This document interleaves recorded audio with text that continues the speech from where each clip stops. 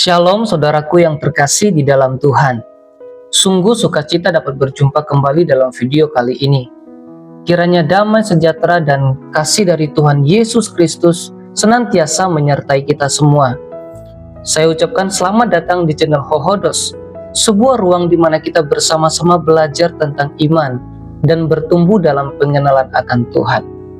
Saudaraku, dalam kesempatan ini saya ingin mengajak kita merenungkan sebuah topik yang mungkin terasa berbeda dari pembahasan-pembahasan sebelumnya, yakni mengenai logos yang terdapat di dalam Alkitab. Dalam Injil Yohanes membuka kesaksiannya dengan sebuah pernyataan yang sangat mendalam, yaitu, pada mulanya adalah Firman. Firman itu bersama-sama dengan Allah, dan Firman itu adalah Allah.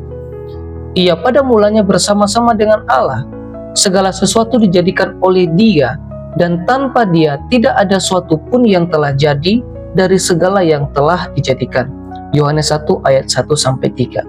Saudaraku, sebagaimana kita imani, Logos atau firman yang dimaksud dalam Injil Yohanes pasal pertama ini tidak lain adalah Yesus Kristus itu sendiri, Sang Firman yang kekal, yang bersama-sama dengan Allah sejak semula dalam kekekalan, dan melaluinya segala sesuatu dijadikan. Saudaraku yang terkasih, kata logos berasal dari bahasa Yunani yang secara sederhana dapat kita artikan sebagai kata, ucapan, ide, ilmu, atau firman. Namun dalam konteks filsafat dan teologi pada abad pertama, makna logos ini jauh lebih kaya dan mendalam. Dalam filsafat Yunani, para filsuf seperti Herakleitos pada abad ke-6 sebelum Masehi menggunakan istilah logos untuk menunjuk pada prinsip rasional yang mengatur alam semesta, sebuah akal kosmis yang menjadi dasar keteraturan dunia ini. Bagi filsafat Yunani, logos adalah prinsip transenden yang memberi makna dan keteraturan bagi segala sesuatu.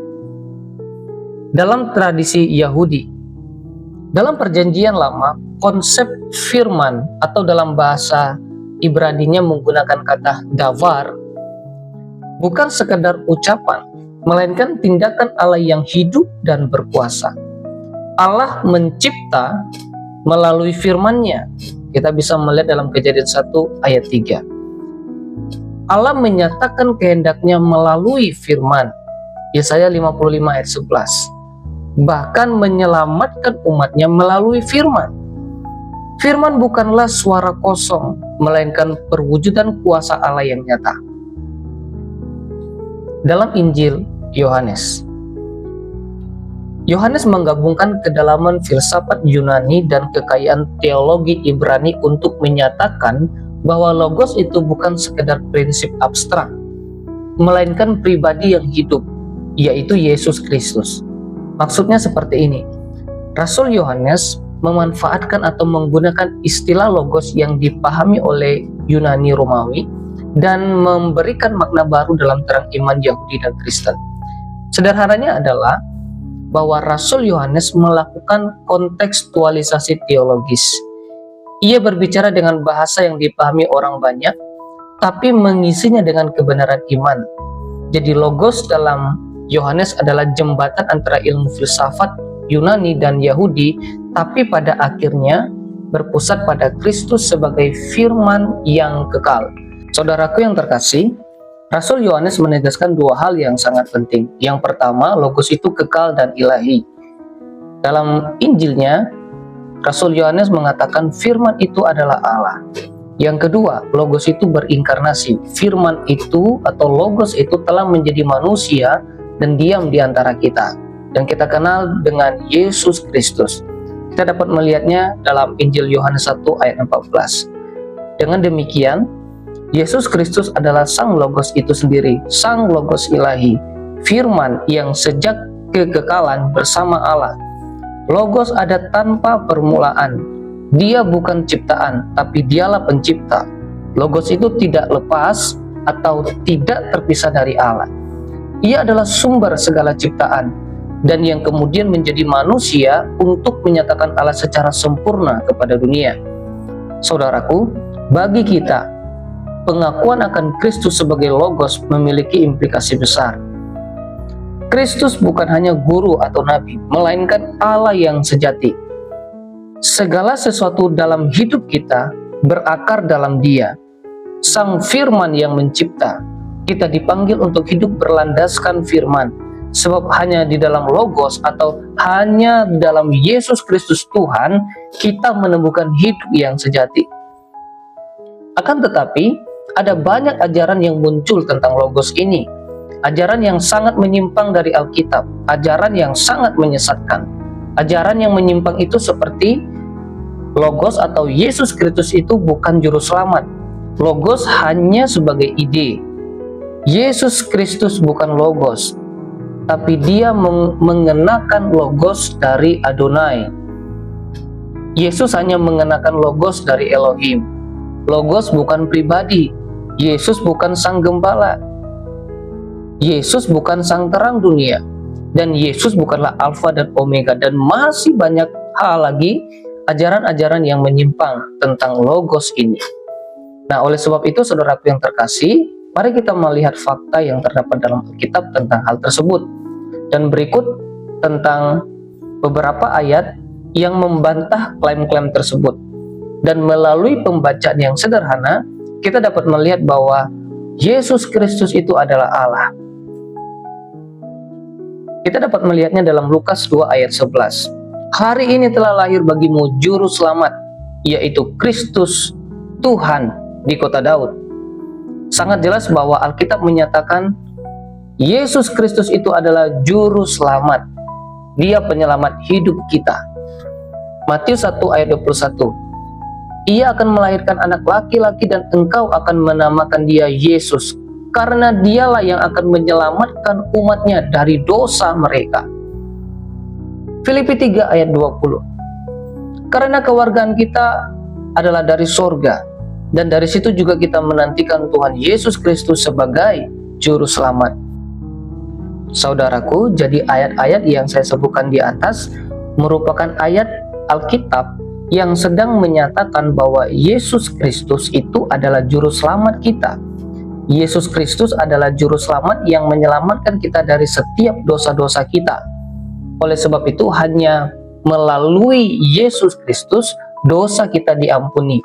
Yang percaya dan menerima Yesus Kristus sebagai Tuhan dan juru selamat akan masuk surga. Tidak ada keselamatan di luar Yesus Kristus. Ayat selanjutnya, Yohanes 1 ayat 1. Pada mulanya adalah firman. Firman itu bersama-sama dengan Allah dan firman itu adalah Allah. Kalau kita melihat di dalam bahasa Yunaninya, disebutkan seperti ini. En arche en hologos, kai hologos en prostonteon, kai theos en hologos. Di video selanjutnya kita akan bahas tentang ini.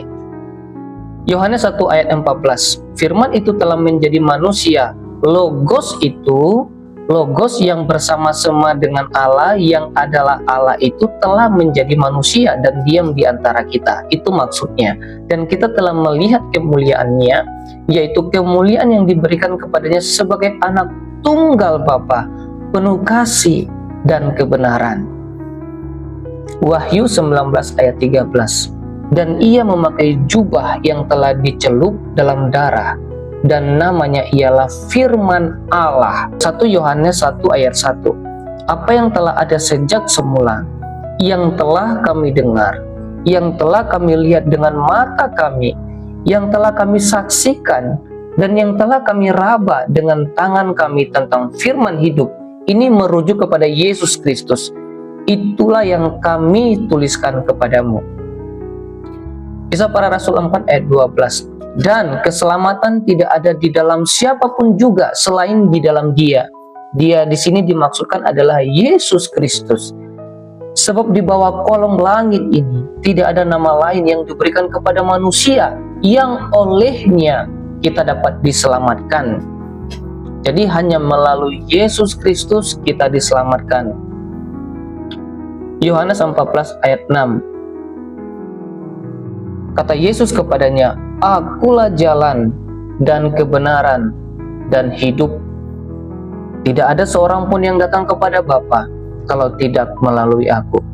Yohanes 3 ayat 16, karena begitu besar kasih Allah akan dunia ini, sehingga ia telah mengaruniakan anaknya yang tunggal, supaya setiap orang yang percaya kepadanya tidak binasa, melainkan beroleh hidup yang kekal. Saudaraku yang terkasih, dengan melakukan pembacaan yang sederhana, secara eksplisit saja Alkitab telah menyatakan siapa itu Yesus Kristus. Yesus Kristus adalah juru selamat dunia. Dia datang untuk menyelamatkan kita. Dia datang untuk menebus dosa-dosa kita. Dialah yang memelihara hidup kita. Dia sudah ada sebelum segala sesuatu itu ada. Siapa yang sudah ada sebelum segala sesuatu itu ada, kalau bukan Allah, kalau bukan Tuhan? Dan Yesus Kristus itulah Allah. Dialah yang menyelamatkan kita. Dialah yang menciptakan. Logos atau firman yang bersama-sama dengan Allah, yang adalah Allah itu telah menjadi manusia dan diam di antara kita. Demikian firman Tuhan. Dan kita tahu bahwa hanya melalui Yesus Kristus saja kita diselamatkan. Hanya melalui Yesus saja jalan menuju surga. Tidak ada yang lain. Oleh sebab itu, saudara-saudaraku yang terkasih, mari kita serius untuk mempelajari Alkitab. Mari kita terus mengerti dan terus belajar Alkitab, supaya kita dapat mengerti dan memahami apa yang Alkitab katakan tentang siapa Yesus Kristus. Saudaraku yang terkasih, di video selanjutnya kita akan bahas lebih dalam lagi tentang Logos. Dan dalam video ini saya sedang memberikan penjelasan singkat saja tentang Logos dan beberapa ayat Alkitab yang menyatakan bahwa Logos itu adalah Allah, Yesus Kristus itu adalah Allah. Dan hanya melakukan pembacaan sederhana dan tanpa melakukan cukup pendalaman, Alkitab sudah jelas memberikan penjelasan siapa Yesus Kristus itu. Demikian, Tuhan Yesus memberkati.